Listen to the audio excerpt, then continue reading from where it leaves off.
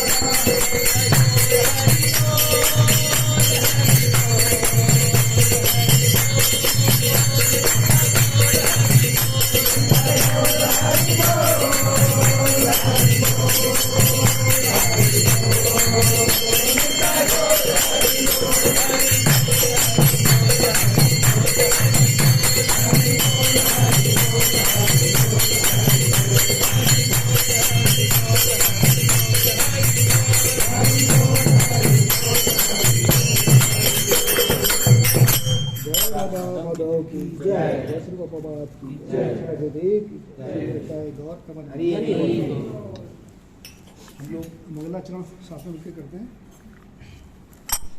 ओम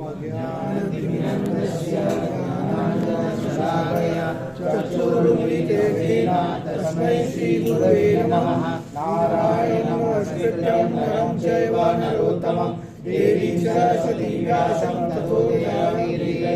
नमस्कारेषु भद्रेषु नित्यं भागवत सेवया भगवती मुक्तमस्तके भक्ति भवति नैष्टिकी निगमकल्पतरुं सुखमुखादमृतत्वसंविदं पिबत भागवतं कृष्णमालयं पूर्णमोदशिवा देवावुगा मुखं करोति वाचालं भङ्गं लङ्घयते गिरिं यत्कृपातमहं वन्दे श्रीगुरुदीनदारिणं श्रीपरमानन्दमाधवं श्रीकृष्णचैतन्यमीश्वरं कृष्णाय वासुदेवाय देवकीनन्दनाय च नन्दगोपकुमाराय गोविन्दाय नमो नमः। नमः पङ्कजनाभाय नमः पङ्कजमालिने नमः पङ्कजनेत्राय नमस्ते पङ्कजाङ्घ्रे। पाहि पाहि महायोगी देवदेवा जगत्पदे नान्यतपे पश्ये यत्र मृत्यु परस्परं। हे कृष्णा करुणा सिन्धो दीनबन्धो जगत्पदे गोपेश गोपिका कान्ता राधा कान्त नमस्तुते। तप्तकाञ्चन गौराङ्गी राधे वृन्दावनेश्वरी वृषभानुसुते देवी प्रणमामि हरिप्रिये। वाञ्छाकल्पतरुभ्यश्च कृपासिन्धुभ्येव च पतितानां पावनेभ्यो वैष्णवेभ्यो नमो नमः। जय श्री कृष्ण चैतन्य प्रभु नित्यानंद श्री अद्वैत गदाधर श्रीवासादि गौरभक्तवृंद। हरे कृष्णा कृष्णा कृष्णा हरे हरे हरे राम राम राम हरे हरे। ओम नमो भगवते वासुदेवाय। ओम नमो भगवते वासुदेवाय। ओम नमो भगवते वासुदेवाय। हरे कृष्ण। पहले मुझे क्षमा करिए, मैं योग तो बिल्कुल भी नहीं हूँ, बस प्रभु ने सेवा दी है तो उसको निभाने की कोशिश करूँगा। तो आप त्रुटियाँ तो होंगी उसमें, क्योंकि ह्यूमन बीइंग है, तो आप लोग मुझे माफ़ करेंगे, आशा करता हूँ। हम लोग चल रहा हमारा कैंटो 4 चल रहा है, चैप्टर 12 चल रहा है।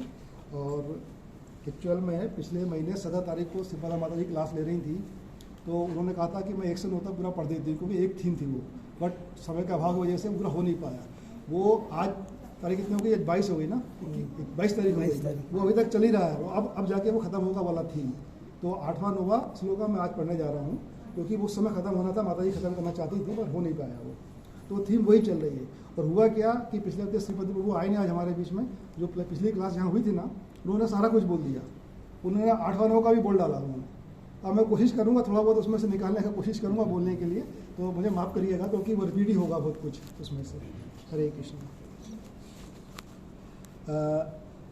जैसा मैंने बोला एक थीम थी ये, तो थीम मतलब इसमें क्या था कि ध्रुव महाराज अब युद्ध खत्म हो गया उनका, वापस जा रहे हैं अपने महल में। तो वो लास्ट के 2 श्लोका बचे हैं उसके, तो उसके बारे में अपन सुनेंगे।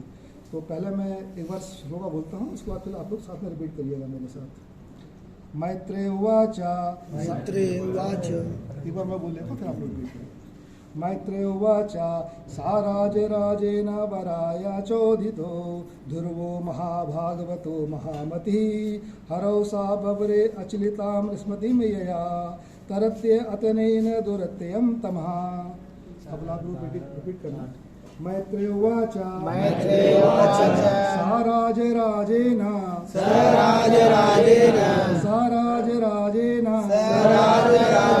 वराय चोदितो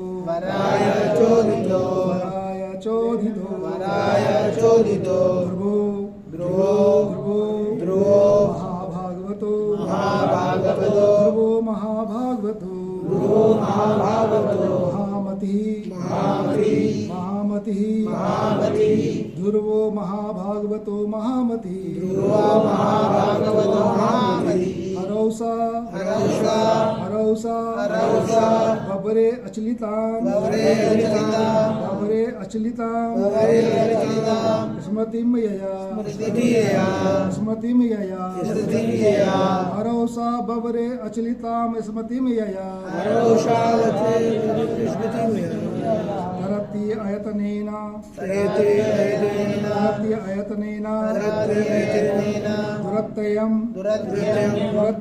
दुरत्यं तमः तरत्य अतनेन दुरत्यं तमः।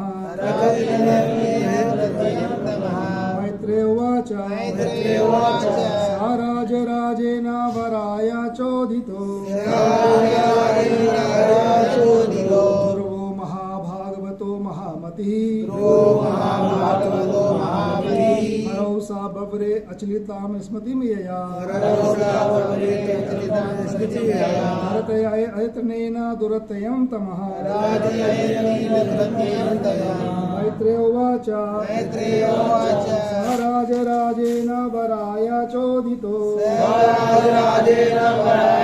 ध्रुवो महाभागवतो महामतिः हरौ सा बवरे अचलितां स्मृतिं यया अयतनेन दुरत्यं तमः। Word to word meaning. Maitreya उवाच मैत्रेय ऋषि ने कहा सह वह राजराजेन राजाओं के राजा कुबेर द्वारा वराय आशीर्वाद के लिए चोदितः मांगने पर ध्रुव महाराज महाभागवता प्रथम कोटि के वक्त महामति सर्वाधिक बुद्धिमान या विचारवान हरो भगवान के प्रति सह उसने बबरे मांगा अश्लिता स्थिर अखंड स्मृति यया जिससे तरति पार करता है यतनेना बिना कठिनाई के दुरत्यम अलंघ्य दुस्तर तमः अंधकार अज्ञान। ट्रांसलेशन प्रॉपर्ड बाय शिला प्रभुपाद। मैत्रेय ऋषि ने आगे कहा, हे बुद्धू, जब यक्षराज कुबेर ने ध्रुव महाराज से वर मांगने के लिए कहा तो उस परम विद्वान शुद्ध भक्त बुद्धिमान तथा विचारवान राजा ध्रुव ने यही याचना की कि भगवान में उनकी अखंड श्रद्धा और स्मृति बनी रहे, क्योंकि इस प्रकार से मनुष्य अज्ञान के सागर को सरलता से पार कर सकता है, यद्यपि उसे पार करना अन्यों के लिए अत्यंत दुस्तर है। तात्पर्य, वैदिक अनुष्ठानों के दक्ष अनुयायियों के विचार से वर्ग कई प्रकार के होते हैं, जिनका संबंध धार्मिकता, आर्थिक उन्नति, इंद्रिय तृप्ति तथा मुक्ति से हो सकता है। इन चारों नियमों को चतुर्वर्ग कहते हैं। इन चारों चतुर्वर्गों में से मोक्ष के वर्ग को सर्वोपरि माना जाता है। मानव के लिए भौतिक अज्ञान को पार करने में समर्थ होने को सर्वोच्च पुरुषार्थ अर्थात प्रदान माना जाता है, किंतु ध्रुव महाराज तो ऐसा वर चाहते थे जो उच्चतम पुरुषार्थ अर्थात मोक्ष से भी बढ़कर हो। वो ऐसा वर चाहते थे जिससे वे भगवान के चरण कमलों का निरंतर स्मरण करते रहें। जीवन की यह अवस्था पंचम पुरुषार्थ कहलाती है। जब भक्त भगवान की निरंतर भक्ति करता हुआ इस पंचम पुरुषार्थ पर पहुंचता है तो उसकी दृष्टि में चतुर्थ पुरुषार्थ अर्थात मुक्ति तुच्छ लगने लगती है। इस प्रसंग में श्रील प्रबोधानंद सरस्वती ने कहा कि भक्त के लिए मुक्ति तो जीवन की नारकीय अवस्था है। जहाँ तक इंद्रिय तृप्ति का प्रश्न है, जो स्वर्गलोक में सुलभ है, भक्त इसे आकाश पुरुष भी समझता है, जिसका जीवन में कोई मूल्य नहीं है। योगी अपनी इंद्रियों को बस में करने का यत्न करता है, किंतु भक्त के लिए इंद्रिय संयम कुछ भी कठिन नहीं है। इंद्रियों की तुलना में सर्पों से की गई है, किंतु भक्तों के लिए ये सर्प विसंधन से रहित है। इस प्रकार संसार में जितने प्रकार के बर हो सकते हैं उसका विश्लेषण शील प्रबोधानंद सरस्वती ने किया है और यह स्पष्ट घोषणा की है कि शुद्ध भक्त के लिए उनका कोई महत्व नहीं है। ध्रुव महाराज महाभागवती थे, उनकी भक्त बुद्धि अति महान थी, महामती। जब तक कोई अत्यंत बुद्धिमान नहीं होता वह भक्ति योग अथवा कृष्ण भावनावत में नहीं अपना सकता। अतः स्वाभाविक है कि प्रथम श्रेणी का बुद्धिमान व्यक्ति होता है और इसलिए इस संसार में किसी भी प्रकार के वरदान में रुचि नहीं रखता। ध्रुव महाराज को राजाधिराज देवताओं के धनपति कुबेर ने वरदान मांगने को कहा। उनका एकमात्र कार्य मनुष्य को अपार समृद्धि प्रदान करना है। उन्होंने राजाओं का राजा कहा गया है, क्योंकि जब तक कुबेर आशीष नहीं देते कोई राजा नहीं बन सकता। राजाओं के राजा ने स्वयं ध्रुव महाराज को प्रभुत संपत्ति मांगने को कहा, किंतु उन्होंने इसे स्वीकार नहीं किया। इसलिए उन्हें महामती अर्थात अत्यंत विचारवंत या अत्यधिक बुद्धिमान कहा गया। हम लोग शुरू का 9 पढ़ लेते हैं, मैं रिपीट करता हूँ, उसके बाद फिर आप लोग साथ रिपीट करेंगे। तस्य प्रीतेन मनसा ततः पश्यतो अंतर्ददेशोऽपि स्वापुरं प्रतिपद्यता। आप लोग रिपीट करिएगा। तस्य प्रीतेन मनसा तस्य प्रीतेन मनसा ताम दत्त्वा इड्विडस्ततः ताम तद्विडस्ततः पश्यतो अंतर्ददेशोऽपि पश्यतो अंतर्ददेशोऽपि स्वपुरं प्रतिपद्यता स्वपुरं प्रत्यपद्यता। तस्य प्रीतेन मनसा ताम दत्त्वा इड्विडस्ततः पश्यतो अंतर्ददेशोऽपि स्वपुरं प्रतिपद्यता। तस्य प्रीतेन मनसा ताम दत्त्वा इड्विडस्ततः पश्यतो अंतर्ददेशोऽपि स्वपुरं प्रतिपद्यता। Word to word meaning repeat करेंगे। तस्य ध्रुव से प्रीतेन परम प्रसन्न होकर मनसा मन से ताम उस मति को दत्त्वा देकर इड्विडा का पुत्र कुबेर तथा पश्चातः जब ध्रुव देख रहे थे अंतर्धान हो गया।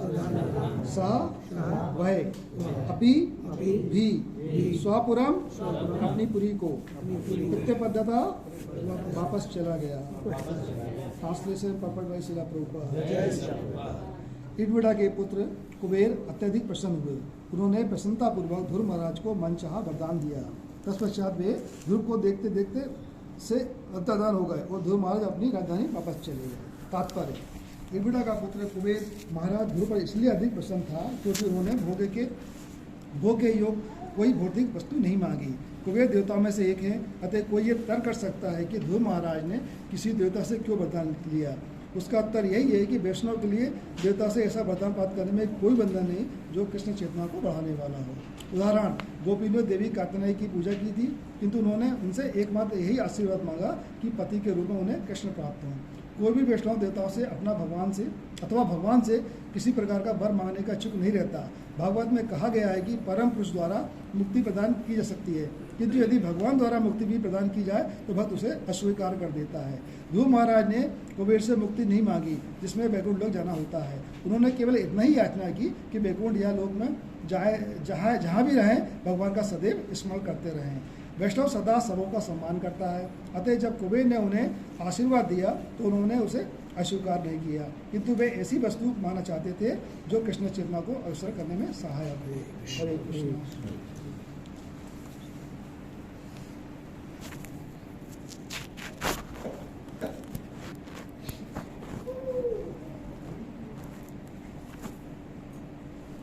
हरे कृष्ण। हरे कृष्ण। तो पिछले श्लोकों में हमने देखा था, ये थीम चल रही था, पिछले श्लोकों में देखा था कि ध्रुव महाराज अपने भाई की मृत्यु का बदला लेने के लिए यक्षों से लड़ने जाते हैं, है ना। तो वहाँ कई यक्षों को मार डालते हैं वो। उसके बाद ऐसा प्रतीत हो रहा था हम लोगों की वो सारे प्रजाति ही खत्म कर देंगे। फिर वहाँ स्वयंभू मनु आ जाते हैं उनके पास। क्यों आते हैं? उनको सलाह देने के लिए, युद्ध रोकने के लिए, और वो सलाह को मान लेते हैं। फिर उसके बाद कौन होता है? यक्षों के राजा कुबेर प्रसन्न हो जाते हैं, वो आते हैं, प्रसन्न होकर ध्रुव से बोलते हैं कि आप मुझसे आप मांगिए, क्या वरदान चाहते हैं आप। तो अभी यहाँ हम समझेंगे कि कुबेर है कौन ये।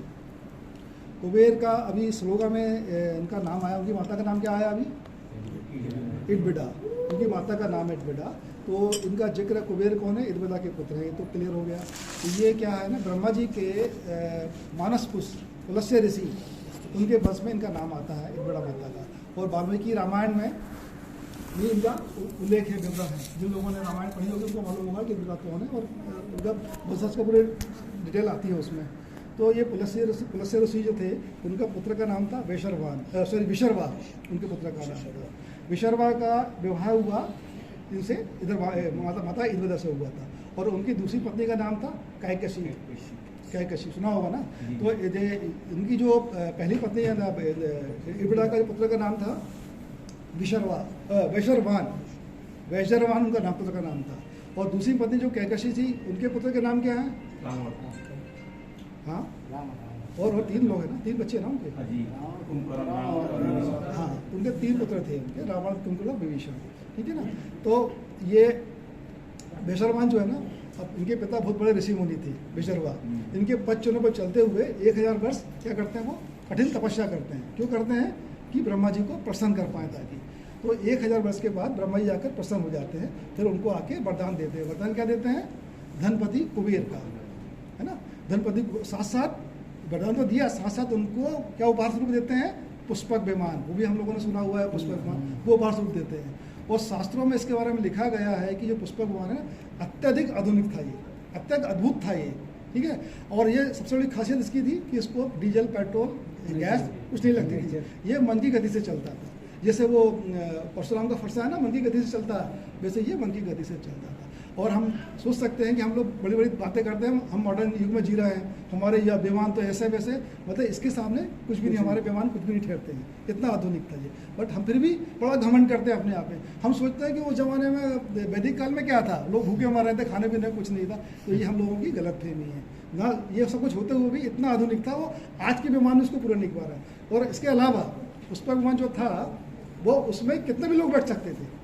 उसके बाद भी एक आदमी की जगह हमेशा बची थी उसमें, ये खास बात थी उसकी।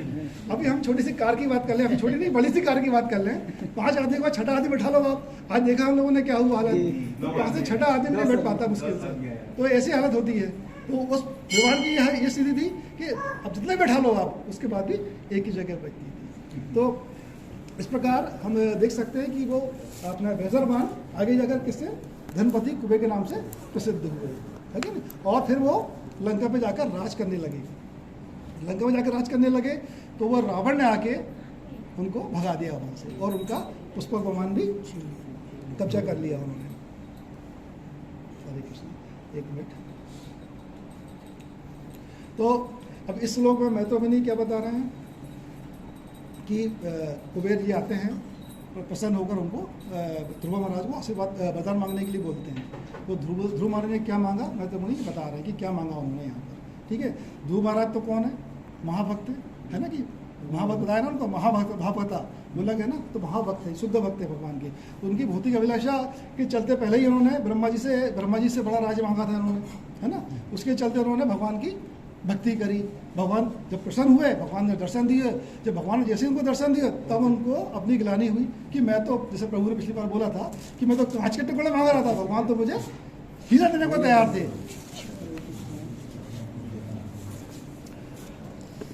तो बहरहाल भगवान उनको 36,000 वर्षों का शासन करने का वरदान देते हैं, है ना। तो अपने शासन काल में उनके उनका भाई उसकी मृत्यु यक्षों के द्वारा हो जाती है। वो उनसे बदला लेते हैं, उनको मारना शुरू कर देते हैं। फिर समूह मन आकर उनको सलाह देते हैं, वो युद्ध रोक देते हैं। उसके बाद अपने ये यक्षों के राजा कुबेर आते हैं, उनको सलाह खुश प्रसन्न होकर आते हैं। फिर उनको वरदान देना चाहते हैं। तो यहाँ एक खास बात यह है कि उन्होंने वरदान क्या मांगा, कोई भौतिक वरदान नहीं मांगा। विशेष बात यह है कि वरदान उन्होंने भौतिक नहीं मांगा। ये हमें समझना, ध्यान रखना इस चीज़ को कि कहाँ हम इसको लिंक करेंगे कि उन्होंने भौतिक वरदान नहीं मांगा। अब यहाँ बताया भगवान ध्रुव को क्या बोला भगवान ने, मैत्रेय मुनि ने क्या बोला भगवान ध्रुव महाराज को, महाभागवत। महाभागवत मतलब शुद्ध भक्त, शुद्ध भक्त, सुनना, शुद्ध भक्त है ध्रुव महाराज, शुद्ध भक्त और महामति। महामति मतलब परम विद्वान विचारवान, दो चीज़ हैं। तो इन्होंने क्या याचना की भगवान कुबेर से, क्या याचना की कि मुझे अखंड श्रद्धा और स्मृति दीजिए, अखंड श्रद्धा और स्मृति दीजिए। तो हमारे मन में ये था ना पहले कि ध्रुव ने यक्षों के प्रति क्रोध दिखाया, हिंसा दिखाई, बहुत सारे यक्षों को मारा। तो ये धारणा यहाँ पर गलत साबित होती है, क्योंकि भगवान के इतने बड़े शुद्ध भक्त थे और वो याचना ऐसी कर रहा है कि वो चाहते तो कुछ ही मांग सकते थे। वो मांग क्या रहा है, आध्यात्मिक वरदान मांग रहे हैं, शुद्ध मतलब वो भौतिक मांगा नहीं मांगा वहाँ पर। तो यहाँ पे ध्रुव महाराज गलत नहीं थे। यहाँ पिछले श्लोकों में ऑलरेडी इसको प्रोवाइड कर चुके हैं कि वो ध्रुव महाराज गलत नहीं थे, उन्होंने यक्षों को मारा बट वो गलत नहीं थे, क्योंकि वो तो क्षत्रिय थे, पहले से मालूम क्षत्रिय थे, फिर राजा थे। राजा का क्या काम होता है, राजदंड देने का अधिकार होता नहीं होता। और राजदंड क्यों दे रहा है वो, क्योंकि यदि हमारे राज में, चलो मैं राजा हूँ फॉर एग्जाम्पल, मेरे राज में किसी को कोई शिकायत है, मेरा भाई से शिकायत है, तो मुझे आके कंप्लेंट करना चाहिए ना, शासन में आके कंप्लेंट करना चाहिए। वो यक्षों ने वो नहीं किया, उन्होंने कानून अपने हाथों में ले लिया यक्षों ने। तो राजा का अधिकार है ना दंड देने का उनको, तो उन्होंने दंड दिया। और तीसरा क्या था कि उनको ये भी प्रूव करना, प्रभु ने बताया था पिछले वर्ष सब, उन्होंने ये भी प्रूव करना था कि जो उनके भाई थे जिनका हत्या हो गई थी, वो कौन थे उनके भाई, सौतेले भाई थे। तो उनको दुनिया को ये प्रूव करना था कि मैं इससे सौतेले भाई से कोई घृणा नहीं करता हूँ, भाई मेरा है वो। तो उन्होंने वो प्रूव किया वहाँ पर। तो वो प्रकार से गलत नहीं थे, क्योंकि वो महाभागवत थे। तो ये हमारा सोच में आया कि वो गलत कर रहा है, बट वो गलत नहीं थे। हरे कृष्णा। तो यहाँ पर उन्होंने विशेष क्या मांगा, क्या मांगा उन्होंने ये तो नहीं कहा कि भौतिक इच्छा कोई कि मेरा भाई को जीवित कर दो या कोई भौतिक वरदान मांगा। उन्होंने सिर्फ मांगा कि मुझे भगवान में दृढ़ शक्ति, दृढ़ श्रद्धा हो और स्मृति बनी रहे, मतलब जन्म तक स्मृति मतलब सनातन स्मृति बनी रहे, ये उन्होंने मांगा। ये कितनी बड़ी चीज़ है। हम लोग अभी हमारे पास सामने पूछा जाए, देवता को याद है हम क्या मांगने बैठ जाए, है कि नहीं। तो कितनी बड़ी बात है यहाँ पर। तो हम जो साधना भक्ति कर रहे हैं वो क्या कर रहे हैं, उसका उद्देश्य क्या है। हम लोग साधना भक्ति करते हैं, उसका उद्देश्य क्या है, क्या बताए कोई। हाँ, कृष्ण प्रेम, भगवान के धाम वापस जाना है। अच्छा, भगवान के धाम जाना चाहते हो आप लोग, बैक टू गॉड। हम बोलते हैं ना हरे कृष्णा कृष्णा कृष्णा हरे हरे, हरे राम राम राम हरे हरे। तो 16 माला करते हैं। उसके बाद ही बोला जाता है कि भक्तों के संगम हो रहा है, 24 घंटे भगवान के में भगवान के नाम में लगे रहो। इसलिए बोला जाता है कि अंते नारायण स्मृति, मतलब हम सततम भगवान कृष्ण का स्मरण करते रहें, ताकि हमारे अंत्य नारायण स्मृति मतलब अंतिम समय में हम भगवान का नाम स्मरण कर पाएं। नहीं तो हम कैसे करेंगे, है कि नहीं। तो ये इम्पोर्टेंट है उसके लिए। इसलिए यहाँ पर भागवतम में कैंटो 2 में एक श्लोक है, चैप्टर 1 का कैंटो 6 है। एतावान साख्यम योगभ्याम सधर्मा परिनिष्ठया जन्मलाभा परम पुंसाम अंते नारायण स्मृति। इस जन्म से हमें लाभ कब होगा, इस जन्म से हमें लाभ कब होगा, कोई बोल सकता है कि हमें कब होगा। भगवान का स्मरण, अंत्य नारायण स्मृति, है ना। तो मृत्यु के समय यदि हमने भगवान को स्मरण कर लिया, दैट मीन्स कि हमारी भक्ति, हमारी साधना का फल हमें वास्तविक फल मिल गया, है कि ना। तो ये हमें मृत्यु के समय ही पता चलेगा कि हमने कितनी भजन किया, कितना भक्ति किया। तो ये सोच लीजिए कि हमें मृत्यु के समय पता चलेगा हम कितना भक्ति, कितने भजन कर रहे हैं। हम नहीं तो धोखा दे रहा अपने आप को, तो समझ लो, अपने आप ही समझना है अपने को, किसी के पास जाने की जरूरत नहीं है। हम अपने को धोखा दे रहे नहीं दे रहे, खुद समझना अपने आप को, ठीक है ना। तो मृत्यु का समय बहुत कठिन परीक्षा का होता है। अब जैसे कोई बच्चा बोर्ड एग्जाम है, 12th में है या 11th में या स्कूल में है या कॉलेज में है, वो साल भर ना पढ़े तो वो क्या पास हो सकता है, नहीं हो सकता ना। और एक बुद्धिमान बच्चा वो साल भर पढ़ाई करेगा, उसको मालूम हो जाए मेरा एम क्या है, एग्जाम पास करना है। तो यहाँ पर ध्रुव महाराज बुद्धिमान, बोला ना महामति, बुद्धिमान थे। उन्होंने कोई भौतिक इच्छा नहीं मांगी, उनको मालूम कि भौतिक इच्छा क्षणिक है, कुछ मांगा हो तो अभी 2 दिन में, 4 दिन में, 2 साल में, 10 साल में खत्म हो जाएगी। तो उन्होंने क्या मांगा, भगवान में दृढ़ श्रद्धा और स्मृति बनी रहे, मतलब सनातन के रूप में बनी रहे, उन्होंने वो चीज़ मांगी। तो ये बुद्धिमान लोग करते हैं। और यहाँ प्रभुपाद जी ने प्रकट में क्या बताया जो कृष्णा कॉन्शियस को ज्वाइन करता है वो ऑलरेडी बुद्धिमान है, बट अपनी बुद्धि को सही जगह हमें यूज़ करना है, वो हमें आना चाहिए। यदि हम बुद्धि को यूज़ नहीं करेंगे तो हम लोग बाकी ऑर्डिनरी बुद्धिमान है, वैसे हम भी घूम रहे हैं फिर, है ना, वो चीज़ का हमें ध्यान रखना है। अब यहाँ पर एक श्लोक और है भगवत गीता में, ये ही संस्पर्शाभोगा दुख योनव एवते आदि अंते वंते कौनते या नाते सूरंते बुधा। ये जो इंद्रिय सुख है ना, इंद्रिय विषयों के संपर्क से आता है ना। तो यहाँ पर सिर्फ इससे क्या भगवान क्या बोले, भगवान बोला इस लोग इससे सिर्फ दुख उत्पन्न होता है, इससे सुख नहीं मिलेगा, है ना। सुख का क्या है, तो आदि भी होता अंत भी होता। तो इसलिए बुद्धिमान ना तेसु रमते, बुद्धिमान श्लोका है ना तेसु रमते बुधा, बुधा मतलब बुद्धिमान, मतलब बुद्धिमान। और अपने श्लोका में जो हम पढ़ रहे हैं भगवतम का श्लोका जो पढ़ रहा है उसमें क्या बोला गया कि ध्रुव महाराज को क्या बोला था, महामति। ध्रुव मतलब ऑलरेडी बुद्धिमान, परम विचारवान। तो ऐसे लोग भौतिक क्षणिक सुख के लिए रमण नहीं करते, ये हमें समझना चाहिए। तो हमारा जीवन हमें इस तरह व्यतीत करना चाहिए कि हमारा विषयों के प्रति दिनों दिन स्मृति और स्नेह प्रेम श्रद्धा बढ़ती जाए।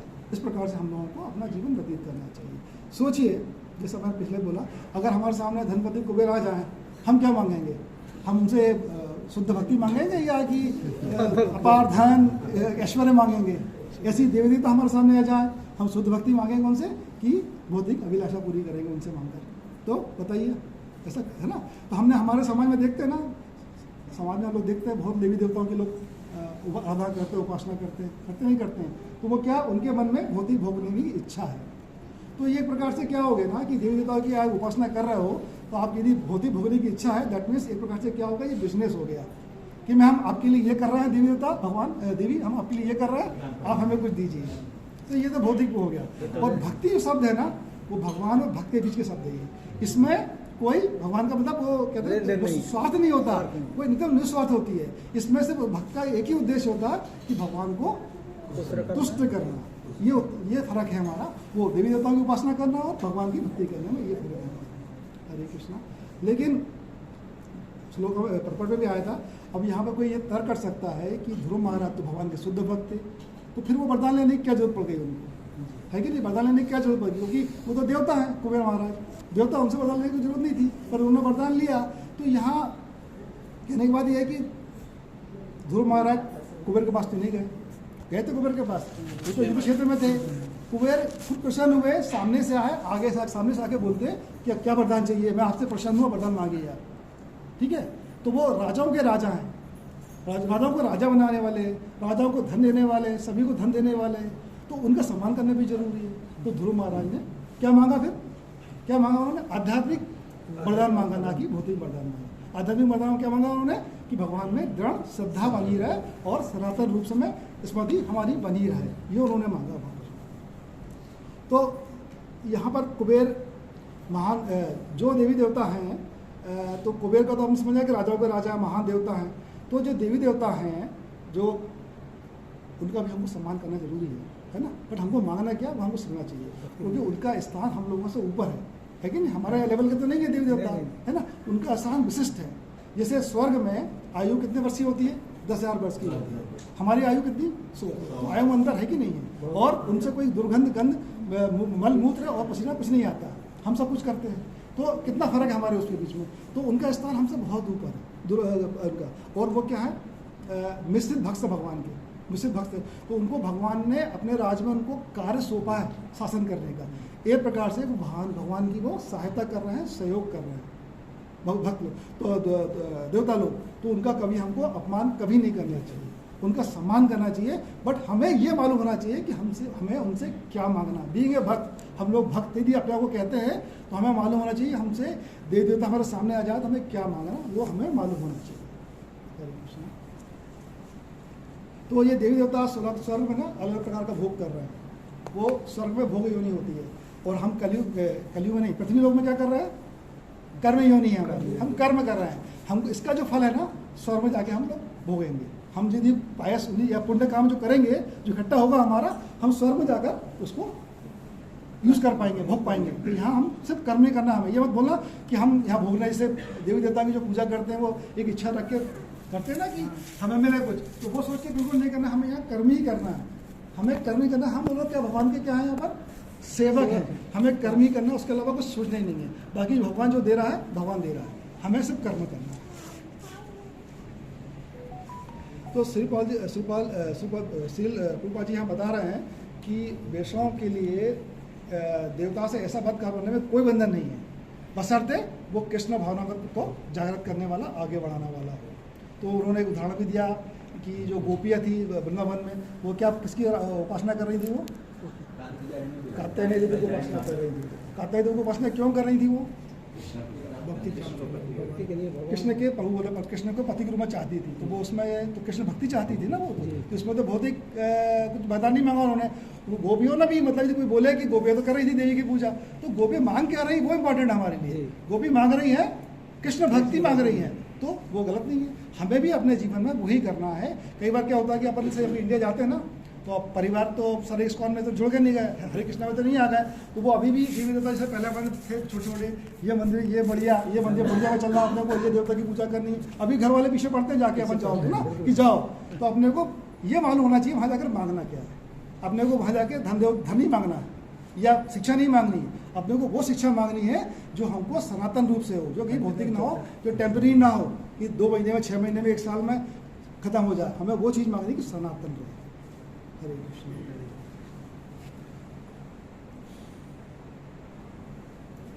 तो अभी हम थी भगवद गीता में एक श्लोक आता है चैप्टर 7 में कि भगवान, कई लोग भगवान बोलते हैं, कई लोग देवी देवताओं की पूजा उपासना करते हैं, है ना। तो कृष्ण भगवान बता रहे हैं कि 7वें अध्याय में उनकी भगवान ने बोला है कि ऐसे लोगों की बुद्धि भौतिक इच्छाओं द्वारा हर ली गई है, मारी गई, मति मारी गई है उसी लोगों की ना। वो देवी देवताओं की शरण में जाते हैं और क्या उनको अपने स्वभाव के हिसाब से पूजा और विशेष विधि विधान का पालन करते हैं।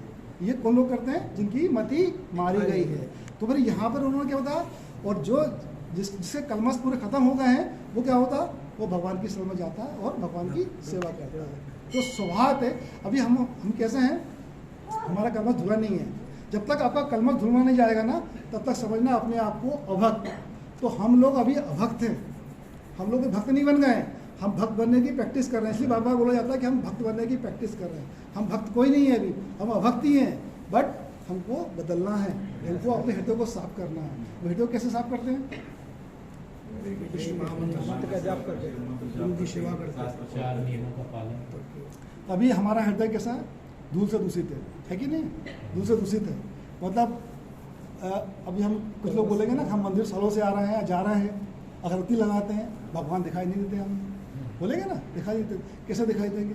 हृदय में इतना जन्म जन्मांतर का, ऐसा नहीं 1 साल का या 10 साल का कचरा है या जितनी उम्र है उतना कचरा, कई जन्मों का कचरा पड़ा हुआ हमारे हृदय में। वो कचरा तो निकालना, पहले हम सफाई करना पड़ेगा। अपने वो सार्वभौम प्रभु आए थे, यहाँ प्रवचन दिया था उन्होंने क्या बताया था, क्या तरीका बताया था उन्होंने? वो तरीका बताओ मेरे, उन्होंने क्या तरीका बताया था? जैसे वो दर्पण में धूल लगी है, हम अपने आप को देखना चाह रहे हैं, तो देख पाएंगे क्या? उसको सफाई करना पड़ता है ना। तो वैसे ही हृदय को सफाई करना, पर उन्होंने बताया था हृदय को सफाई कैसे करना है। उन्होंने अच्छा उदाहरण दे बताया था एक। कितने लोगों ने क्लास अच्छे से सुनी, बताओ कितने लोगों को याद है वो? तो उन्होंने क्या बताया था, किसी को याद है? कलियुग का प्रकोप है ये। तो उन्होंने बताया था, उन्होंने कितना अच्छा एग्जाम्पल दिया था। आज भी छोटे शहरों में, गांव में जाओ, अब मुझे तो इसलिए आज इस बार मैं गया था छुट्टी ना, तो वॉकिंग करने जाता हूँ सुबह अर्ली मॉर्निंग 5 बजे 6 बजे। तो छोटी जब जगह गाँव से निकलता हूँ ना, वॉकिंग करते वहाँ देखता हूँ महिलाएं घर में आके घर की सफाई कर रही होती सुबह महिला। अभी शहरों में जाओ, कोई महिला सुबह सफाई नहीं करेंगी, जब उठेगी तब नींद खुलेगी तब देखेंगे, उसके बाद भी कोई फर्क नहीं पड़ता उनको। बट गांव में महिला आज भी सुबह 5-6 बजे के बीच में पूरा घर सफाई कर लेती है ना। तो उन्होंने वही कहा था कि हमें माला जो हमारी है ना, माला लेके हम घूमते हैं, वो क्या है? झाड़ू है हमारी माला। ये हमारी झाड़ू है। वो महिलाओं की घर की सफाई करने की वो झाड़ू है, हमारी झाड़ू माला है हमारी, हमारी सफाई करने की, हृदय की सफाई करने के लिए। तो वो जरूरी करना, वो नहीं करेंगे तो हृदय की सफाई होगी नहीं, सफाई होगी नहीं, भगवान दिखेंगे नहीं, आप ऐसे चले जाएंगे, फिर लौट के आएंगे कुत्ता बिल्ली बन के हम लोग। तो हमें कुत्ता बिल्ली बन के आना है या लौट के नहीं आना है, वो डिसाइड करें, हम ही लोग को डिसाइड करना है। भगवान डिसाइड नहीं करेंगे, हमें ही डिसाइड करना है। प्रभु ने बता दिया था कि भैया झाड़ू आपकी ये है, झाड़ू करो, सफाई करना है। तो नहीं करोगे सफाई होगी नहीं, लगे रहो फिर जन्म चक्कर लगाते रहो जन्म चक्र में, इसमें है कि नहीं। यहाँ पर ध्रुवमान ने, हम बोल सकते हैं कि ऐसी चीज़ मांगी जो उनके कृष्ण भावनाबंध प्रकृति के लिए अनुकूल थी। उन्होंने ऐसा कुछ नहीं मांगा कि जो प्रतिकूल हो सकती थी भौतिक ना, उन्होंने ऐसा कुछ नहीं मांगा प्रतिकूल हो सकती थी। तो यहाँ पर बहुत सारे आध्यात्मिक पॉइंट में ना शिल प्रभुपाद ने प्रकट में डिस्कस किया कि 4 तरह के पुरुषार्थ होते हैं, धर्म, अर्थ, काम और मोक्ष। और मोक्ष क्या इसमें सर्वोपरि बताया गया है ना, क्योंकि ये भौतिक जगत में ना मोक्ष ही मुक्ति जो है ना वो अल्टीमेट माना गया है, ठीक है। बट क्या यहाँ पर इससे चैतन्य महाप्रभु ने क्या दिया है पुरुषार्थ, पंचम पुरुषार्थ दिया उन्होंने। क्या दिया है वो? कृष्ण प्रेम, वो पंचम पुरुषार्थ दिया। तो कृष्ण प्रेम तो जो ध्रुव महाराज क्या मांग रहे थे वही मांग रहे हैं ना, स्मृति मतलब कृष्ण प्रेम उनके लोटस पीठ में, वो उससे भी बड़ा है मोक्ष, मोक्ष से भी बड़ा है। तो जो भक्ति करता है, और ये पंचम प्रेम हम कैसे पा सकते हैं, जो हम कर रहे हैं ना ग्रेजुअली हमको भक्ति करनी है, भक्ति करते करते हम उस स्टेज पे पहुंच जाएंगे। जब हम पंचम प्रेम वाले स्टेज पे पहुंच जाएंगे तो हमारी ये मुक्ति तुच्छ हो जाती है, हमें फिर मुक्ति की हमको जरूरत ही नहीं है कि नहीं। क्योंकि भक्त तो क्या है कि जहाँ भी रहे, उसमें आगे है वैसे, भक्त जहाँ भी रहे, प्रबोधानंद सरस्वती ने बताया ना कि भक्त को क्या है ये मोक्ष नरक के समान, उसको नहीं चाहिए मुक्ति, भक्त को नहीं चाहिए मुक्ति। क्यों नहीं चाहिए भाई मुक्ति, कोई बोल सकता है क्यों नहीं चाहिए? और भी लोगों को जो है मुक्त करना है। ओके, और कोई सोच सकता है कि क्यों मुक्ति नहीं चाहिए? मुक्ति में यदि मुक्ति मिलेगी तो क्या होगा हमारा, ऐसा सोचे अपन। फिर से जन्म सारे क्रियाकलाप बंद हो जाएंगे। हैं? सारे क्रियाकलाप जो है बंद हो जाएंगे। हाँ चलो, और नेक्स्ट ये सही है। नहीं नहीं, क्यों आना पड़ेगा? मुक्ति हो गया ना, नहीं होगा। आना नहीं। मुक्ति से नहीं चाहते हैं कि भगवान की सेवा हमेशा उनके लिए लगे रहे, उनकी सेवा में हमेशा लगे रहे, इसलिए मुक्ति नहीं पाते हैं। हाँ, मुक्ति करेंगे, सेवा नहीं कर पाएंगे। मुक्ति करने के बाद भी सेवा करना पड़ेगा। नहीं कर पाएंगे, नहीं कर पाएंगे। कर पाएंगे यदि भगवान मुक्ति हो जाएगी आप भी सेवा कर पाओगे? भगवत प्रेम नहीं मिलता है।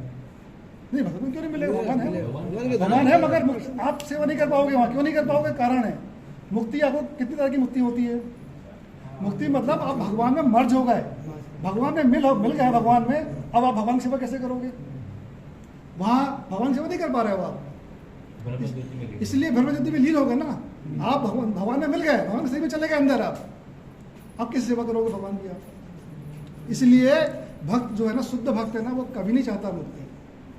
वो बोलता है कि मुझे नरक में डाल दो, स्वर्ग में डाल दो, पृथ्वी में डाल दो, बस कंडीशन यही है कि मुझे भगवान की भक्ति मिले, सेवा में। है ना। स्वर्ग में कितना भी वो उसको मालूम है कि स्वर्ग में कितना एंजॉय कर रहे हैं लोग, कितनी भोग रहा है, उसको कितना सुख है वहाँ पर, उसको नहीं चाहिए। उसको तो बस जहाँ भी डाल दो, कहीं भी डालो, बस भगवान की भक्ति मिले उसको। तो वो मुक्ति को भी नकार देता है। श्लोका में प्रपट में प्रभुपाद जी ने बोला है कि भक्त तो भगवान भी आगे मुक्ति देते हैं तो भी नकार देता है वो सोच लो, भगवान को मना कर देता है कि नहीं चाहिए मुझे मुक्ति, मुझे तो आपकी सेवा करनी है। तो इतनी बड़ी हमको शुद्ध भक्ति लानी है अपने आप में, वो भी आई नहीं है, इसलिए हम मुक्ति की बात करते हैं।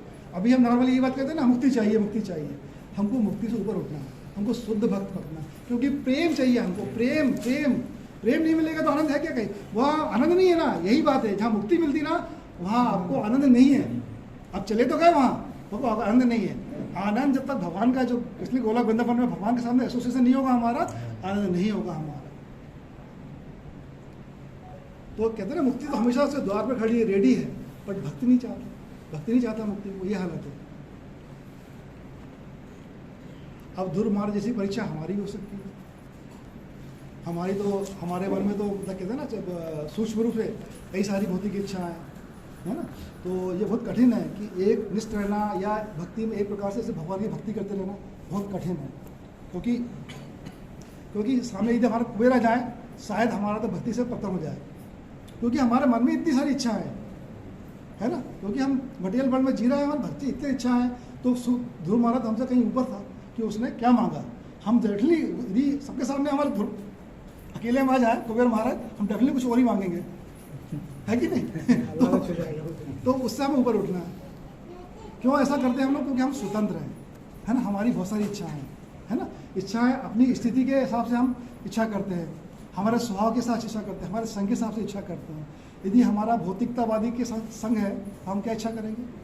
भौतिक इच्छा करेंगे। यदि शराबी के साथ में संग है हमारा तो क्या अच्छा करेंगे? शराबी बनेंगे। यदि भक्त के साथ हमारा संग है तो हम क्या करेंगे? क्या बनेंगे? भक्त बनेंगे। इसलिए हमें क्या करना चाहिए?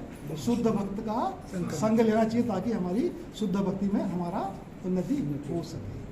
हरे कृष्ण हरे कृष्णा कृष्णा कृष्णा हरे हरे हरे राम राम राम हरे हरे।